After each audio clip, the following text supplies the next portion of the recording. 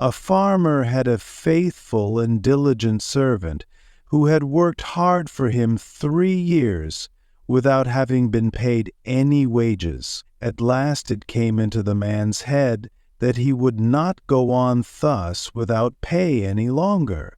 So he went to his master and said, "I have worked hard for you a long time. I will trust to you to give me what I deserve to have for my trouble." The farmer was a sad miser and knew that his man was very simple-hearted. So he took out 3 pence and gave him for every year's service a penny. The poor fellow thought it was a great deal of money to have, and said to himself, "Why should I work hard and live here on bad fare any longer? I can now travel into the wide world and make myself merry." With that, he put his money into his purse and set out, roaming over hill and valley. As he jogged along over the fields, singing and dancing, a little dwarf met him and asked him what made him so merry. "Why, what should make me downhearted?" said he. "I am sound in health and rich in purse. What should I care for? I have saved up my 3 years' earnings and have it all safe in my pocket." "How much may it come to?" said the little man. "4 threepence," replied the countryman. "I wish you would give them to me," said the other. "I am very poor."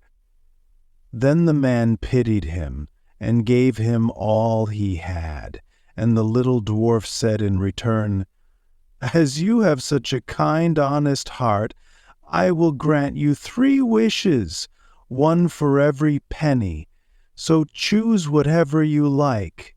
Then the countryman rejoiced at his good luck and said, "I like many things better than money. First, I will have a bow that will bring down everything I shoot at. Secondly, a fiddle that will set everyone dancing that hears me play upon it. And thirdly, I should like that everyone should grant what I ask." The dwarf said he should have his 3 wishes, so he gave him the bow and fiddle and went his way.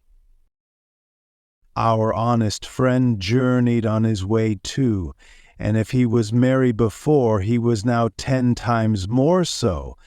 He had not gone far before he met an old miser. Close by them stood a tree, and on the topmost twig sat a thrush, singing away most joyfully.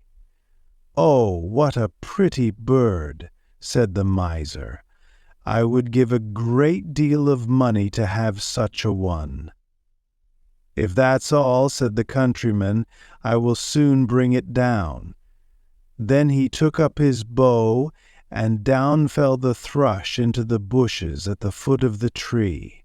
The miser crept into the bush to find it, but directly he had got into the middle, his companion took up his fiddle and played away, and the miser began to dance and spring about, capering higher and higher in the air.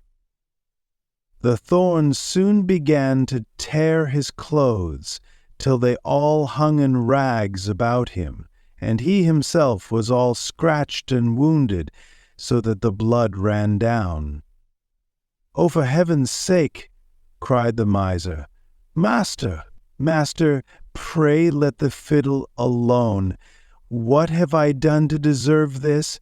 Thou hast shaved many a poor soul close enough," said the other. "Thou art only meeting thy reward." So he played up another tune. Then the miser began to beg and promise, and offered money for his liberty. But he did not come up to the musician's price for some time, and he danced him along, brisker and brisker, and the miser bid higher and higher, till at last he offered a round 100 of florins that he had in his purse.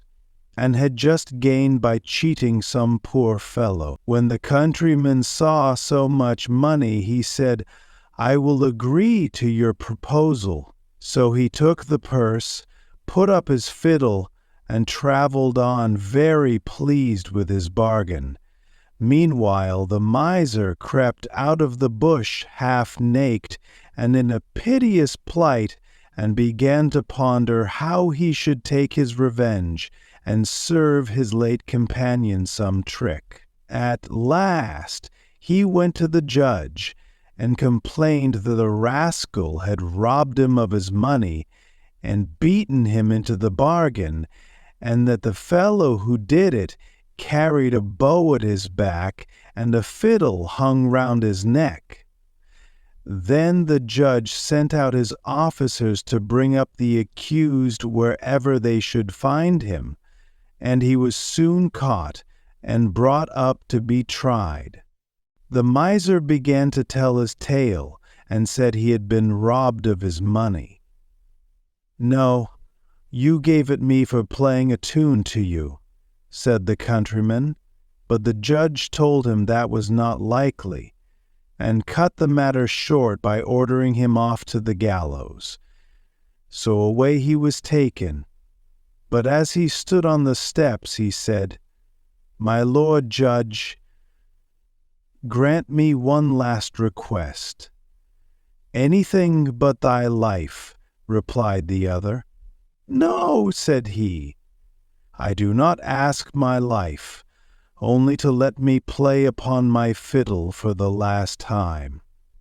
The miser cried out, "Oh, no, no, for heaven's sake, don't listen to him, don't listen to him."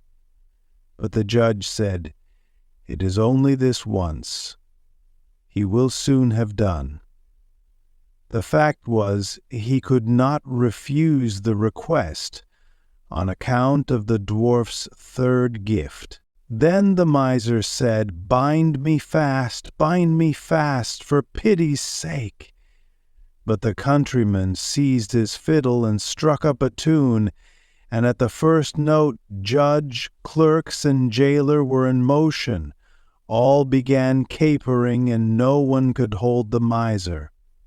At the second note the hangman let his prisoner go and danced also, and by the time he had played the first bar of the tune all were dancing together, judge, court, and miser, and all the people who had followed to look on. At first the thing was merry and pleasant enough, but when it had gone on a while, and there seemed to be no end of playing or dancing, they began to cry out and beg him to leave off, but he stopped not a whit the more for their entreaties, till the judge not only gave him his life, but promised to return him the 100 florins. Then he called to the miser and said, "Tell us now, you vagabond, where you got that gold, or I shall play on for your amusement only."